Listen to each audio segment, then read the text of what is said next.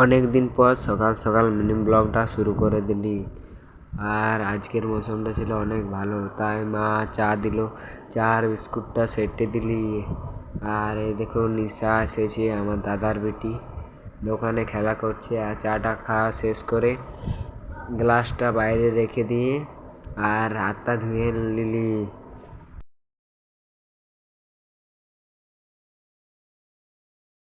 তারপরে কাঁদতেছিল, তখন ওর মাকে দিয়ে দিলি।